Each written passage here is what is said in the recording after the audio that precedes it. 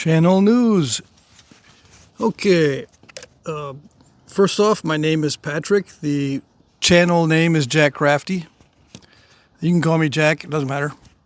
I've been doing this seriously since 2009. I've been making videos since 2011. I have over 2,000 videos. Do a search for something if you want to see if I've covered it as far as Flintknapping goes. Okay. What else? I woke up feeling pretty bad today. Runny nose a little bit, but mainly just blah. I think I caught something. So I got hopped up on nasal spray, and I may take some Tylenol. Yeah. I shot 2 videos last night, and I wasn't feeling good last night either. And for some reason, I used the wrong microphone. I shot 2 videos, and I was proud of myself, right? Because I was going to upload 2 videos. No, I took the wrong microphone out of the little case, and it had the little blue tape on the top. So it didn't record sound. And I don't know if it was the blue tape or just I didn't push the side button, the power button on the microphone. This one I can see the little blue light. But I wasn't paying attention last night, and I got bummed out. And when I go to sleep bummed out, I wake up bummed out. Yeah. So it got me thinking about autism and ADHD, so I argued with Grok this morning about not ADHD stuff, just other stuff. So yeah, I feel better. After arguing, yeah, I feel better. Anyways, I got some questions. The last question I can remember is, how do you know what angles to use to thin it? I can't thin it. I don't know how. I've been trying to answer that question for years, right? For myself, because I don't know. I've been doing this for 15 years. I don't know what angles. The only thing I know is it's all the same with little tweaks. That's it. They're all the same angles, dude, with just little tweaks. Pressure flaking, percussion flaking, pressure with large tools, small tools, percussion with hammerstone, with horn, with wood, with bone. It's all the same angles. Bipolar percussion, okay. But the results are going to give you very similar results. Bipolar percussion, I know some of you guys are going to bring that up. It's totally different because it depends on shear forces and not peeling the flakes off. Okay? Bipolar percussion aside, it's all the same angles. Okay? I'll get into bipolar percussion later. And it is like what it sounds. It sounds like it's a mentally ill percussion technique, which it is. Today's concoction is Hershey's cocoa, a little bit of organic cinnamon, and some allspice. It doesn't taste good. It smells good. But there's no sugar because I can't handle sugar anymore. Well, I can. I just don't want to because I become pre-diabetic, which means I feel worse than I normally do. And I start gaining weight really easily. Any little bit of sugar or sweets, even the artificial sweetener or stevia or monk fruit or anything like that, my body will switch over to not burning fat, and it'll try to burn carbohydrates. And when I don't have any, I'll just be exhausted the whole day. Okay? So I've got to make sure I don't have any sugar in it. Now, I was going to add something else, maybe some other spice in there, maybe cloves or something like that, but it's okay. I think I'd rather just have the cocoa powder and the water by itself, almost like an unsweetened coffee, but it doesn't taste as good as coffee. Why don't I just drink coffee? Because I can't handle coffee anymore. It's does something to my stomach. It's either an allergic reaction or there's too much acid. Even the Italian blend, too much acid, although it actually was not bad. Someone recommended some Italian roast. It was good. The thing is, if it's good and I don't get any kind of reaction right away, I start drinking a lot of it. So eventually I'm going to have a reaction. And then I'll stop and I'll go, see, I just need to tone it down. So there's other types of coffee that for some reason don't mess with me, but I have to grind it myself and use a fancy coffee maker. I'd rather just have instant coffee because of my ADHD. And I've figured out something. It may not be anything important, but whenever I take an ADHD evaluation, online, these places, these online tests, you can just check off various things. They're legit, right? And then they'll give you a score. I don't score as high as I need to in order to be diagnosed or have a potential for diagnosed ADHD. Those tests are to do a preliminary evaluation on you to see if it's worth your time to go in to get an actual diagnosis. Well, I don't meet the criteria, but I think what happened is throughout my life I've learned to deal with my ADHD, so I control some of the aspects. Okay? I've learned to overcome a lot of the ADHD problems. But whenever I do research into it, yeah, I've got all the symptoms. But the good part, the moral of the story is there is the hope that ADHD can be overcome and dealt with so that you don't have the symptoms like you used to, or that you will default back to, as long as you have habits that can deal with it. Okay? Now, what I'm dealing with is autism. What level of autism do I have? Because I take tests on that as well, and I do have a high scores on that. And autism is more difficult to deal with because I have no idea where it is. It's hiding. Right? I mean, I know that, oh yeah, I got that symptom. Oh, I got that symptom. Okay, fine. I got that. I do that too. Yeah. I'm clueless, okay? So when you're clueless, you're actually clueless about what you're clueless about. Okay?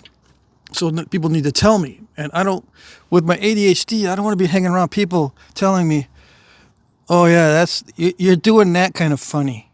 That's funny. That's weird. What do you do that for? Or you're a little off. I could tell you're a little off when you do that. Do what? That thing, this weird expression or something like that, or you didn't get it when I told you that joke, or, I mean, you don't see the obvious. You didn't see this. You're looking right at it. No, I wasn't even registering that kind of thing. All right. So people need to tell you what's going on, because when you have autism, you don't understand things. Now, you can mask and practice mannerisms and rehearse rhetoric. And when I look at myself in the camera, I'm checking to see if I'm okay as far as my expressions go, because I'll go off and I'll do these kind of weird things once in a while. But if I look at myself, I can remain steady or I can remain focused. It's all blending in. These neurodivergent things are all kind of related, and you're on a spectrum on these various areas. Anyway, the reason why I bring that up is because I have autism in my family, and my two sons have autism. Okay, that's why I bring it up. And one of them is diagnosed. Okay, so and we did that because he needed some accommodation at school because he was having serious trouble and extreme anxiety attacks, and his IQ is very high, so they didn't want to put him in a class where the IQs were very low, so he was with the normal kids, and it just didn't work out. Okay. And I want to make sure that I cover it a little bit because some of my peeps watch the videos. Okay. I wish I could tell you more about it, but as time goes on, yeah, I'll explore it more. I'm just, I'm learning about it now. I didn't know any of this before the age of 50. I'm 61 now. 10 years ago, I went in, or 11 years ago, I went in to see a psychologist for severe depression. And that's when it hit me, that I need to find out what's going on upstairs. Okay? The treatment for severe depression, it was just a medication for a year. It changed the whole ball game. As far as I didn't realize I could think in a different way.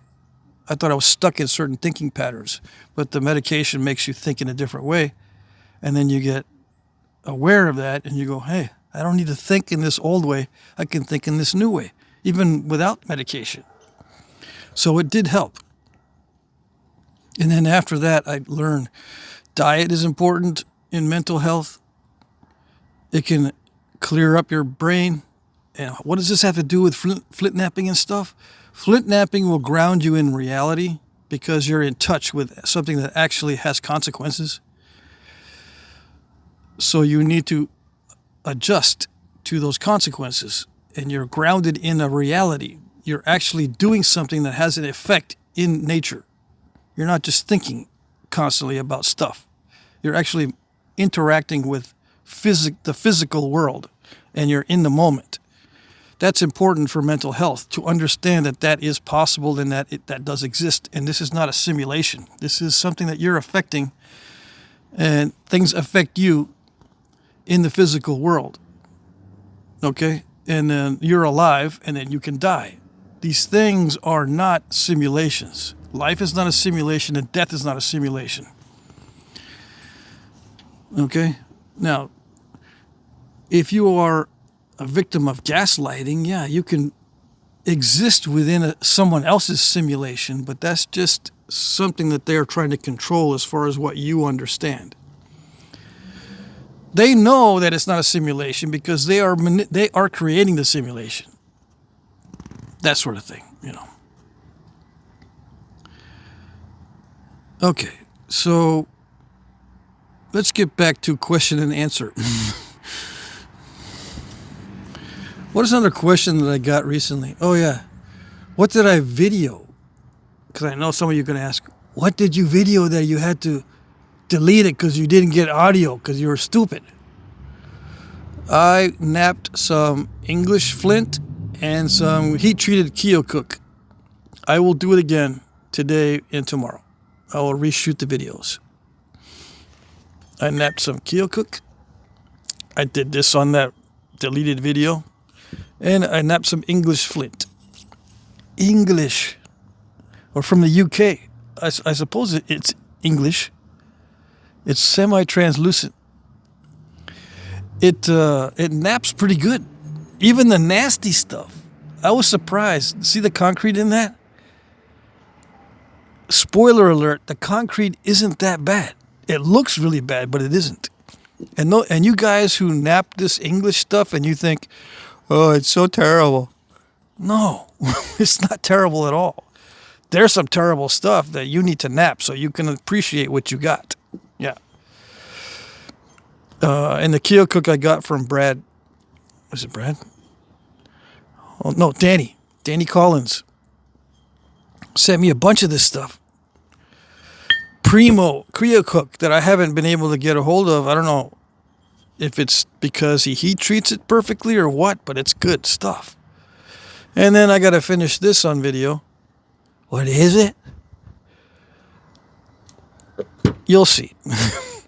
This one is, this one's from Jeff Head. Okay? All right, and now we may be able to get some more English flint from David. We'll see how that goes.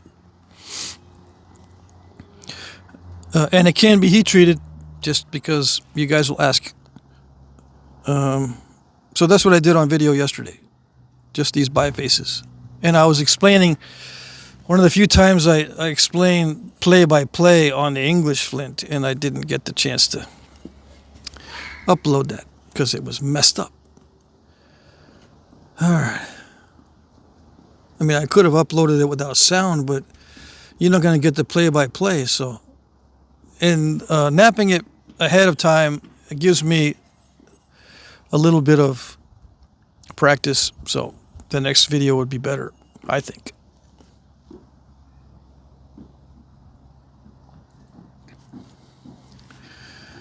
So, in my videos, I tend to chat a lot, and I'm going to be chatting more as time goes on.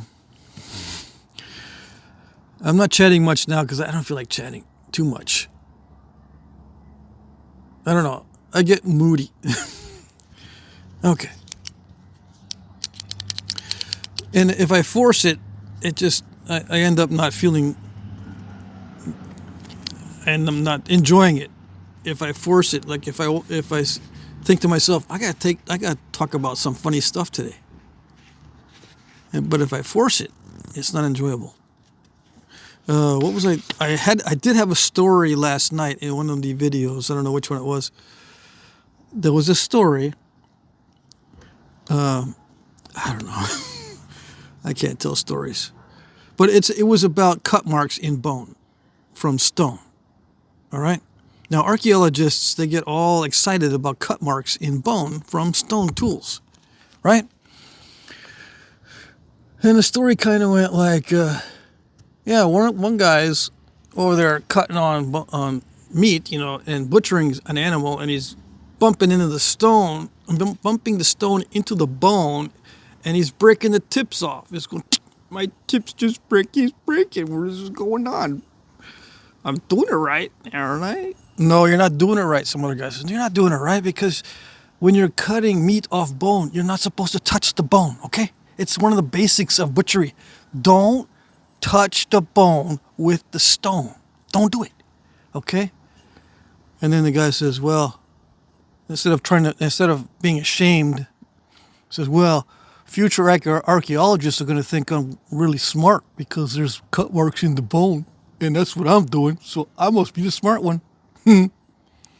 No, you're not the smart one. You're the dummy who's leaving cut marks in the bone. You're not the one that's advancing the techniques and the knowledge. Okay? So the archaeologist thinking that you're smart. No, you're the dumb one. And of course, the guys that don't touch the bone with the stone while they're butchering don't show signs of butchering on the animal remains. But they're the ones with the most skill, and they're the ones that are actually advancing the technology. Okay? All right. That was the story. The end.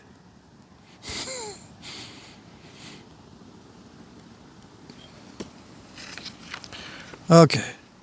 And I got a little bit of philosophy for you. How's that? To wrap it up, right? This is going to be a short video. All the snow melted, so I'm kind of depressed about that too. But we're supposed to get more, and we're supposed to get below zero temperatures. I mean, actual below 0 Fahrenheit. But I'll be traveling, so I won't be in it. I don't know if that's good or bad. I think it's good because I get to see my family. Anyway, here's some philosophy, okay? This is a philosophical take on watching videos, all right? Sometimes I say something like this. Don't look at it with your ears, and don't listen with your eyes. That sounds mixed up. No, this is what I mean. If you're looking at it with your ears, that means you're not gonna see it unless you like what you hear. Okay? That's looking at it with your ears. You're not gonna see it unless you like what you hear. Don't be that guy. The same thing with don't listen with your eyes. You're not going to hear it if you don't like what you see. Don't be that guy either. Okay? If you don't like what you see, some people will not hear it, will not hear what's going on. Okay? It's very important, especially online, especially when watching videos, especially when commenting, especially when trying to be rational in a conversation. I can tell right away when someone is one of these. If they're listening with their eyes or they're trying to see with their ears. Okay? And it helps to identify those who are not to be taken seriously. All right? Okay. Okay. Yeah, I had to write it down because I get mixed up with that one. Yeah. I think that's it. I got drawings. I did some drawings of stuff I want to remodel in the house. I get distracted with remodeling projects. I am going to get distracted, and I do get distracted with things that I want to fix. The first thing I want to take out is the sink in that little bathroom because it's in the wrong spot. It drives me nuts. Okay. Let me see. I got our list of favorite points now. Because when I'm sitting down trying to nap, a lot of times I'll just sit there and I go, I don't know what to make. I'll just do one of these little bifaces. That's it. But if I have a list of my favorites, I go, hey, that's interesting. Yeah, that's cool. Oh, yeah, I like that one. I do like that one, too. Yeah, let's do that one. All right, cool. Well, I don't know why I don't think of it while I sit down to nap. I've got to be reminded somehow.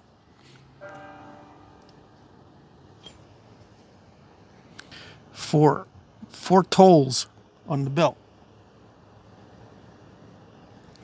That means it's going to be sunset in about 15 minutes. I'm not used to it because I spent too much time in Texas. It is good though. It is cool. It is cool that it gets dark in winter, and finally there's a season of winter instead of just having two temperatures. And Sal, you know what I'm talking about. Two temperatures in Texas, it's warm or hot. Okay? All right.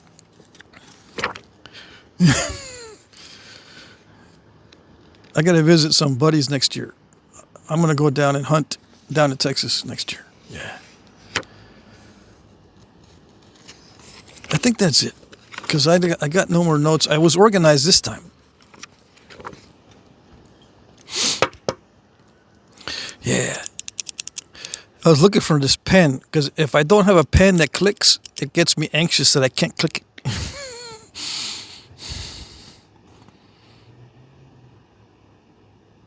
Sometimes I'll have a pen here and I can't click and I'll go, but if I can do that. Yeah, and I've learned to not do the stimming thing. Yeah. That's one of the things that when the last test that I took for anxiety, I put down, no, I don't do the stimming thing. But I realized that if I let it go and don't control it, I do the stimming and the tapping and the repetitive motion and the restless leg. But I can quit doing it. Yeah, I am able to quit doing some of the things that are ADHD-ish. Yeah, actually a lot of the things. Okay, and diet helped me with my memory because the short-term memory and the channel changing in the brain is really bad if your diet's bad. You can't hold anything in short-term memory. It's either the brain changes the channel on you so it switches from what you were just thinking to something else entirely, or it fades very quick. You'll write a list, right? Or you try to memorize a list, and by the time you get to number 4 on the list, you forgot number 1.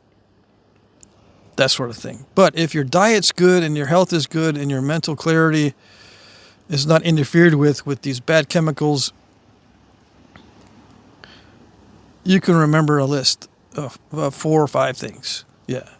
Once I get past 5 things, yeah, I do have trouble with it. Still.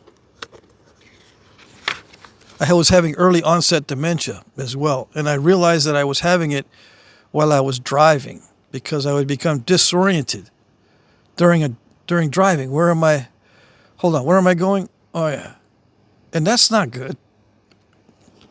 That wasn't good. I don't get that anymore. Driving now for me is it's effortless. But it used to be a chore. It used to be very difficult for me to drive and to get motivated to go somewhere because and look up an address and I'd be able to identify, be able to look at the GPS and remember what I'm supposed to be doing. I could look directly at something and not see it while driving. And I watch it go past, but it didn't register that that's my turn or that's the building or that's the address or that's it. It did not register. I looked at it, but it did not register. So I said, this is something that needs to be fixed. How do I fix it? I found out that if I got rid of the brain fog, I got rid of that thing. Okay.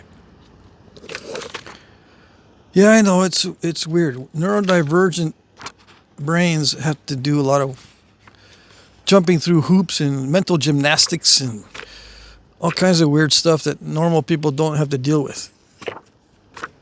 Did Flintknapping and this kind of hobby help? Yes, it did. It helps a lot, like I said, because it grounds you in reality. This stuff has consequences and you can adapt, and your adaptation will actually manifest in something that you're doing physically. Okay? It helps to be grounded in something as far as understanding how to think. Okay. All right, that's it. I'm starting to get cold. Yeah, my right hand's already frozen. The temperature's dropping quick. This helps, but this is already cold. And I can't drink too much of this cocoa powder because it contains a lot of oxalates, and I wanted to get rid of those, yeah. But I could probably still have a little bit. All right. I can't think of anything else. I got my to-do list and my back orders. I can't finish all the back orders before Christmas, unfortunately, because of my trip. But I'll work on them when I get back. I will send out a bunch of stuff this week, though. All right, there you go. That's it.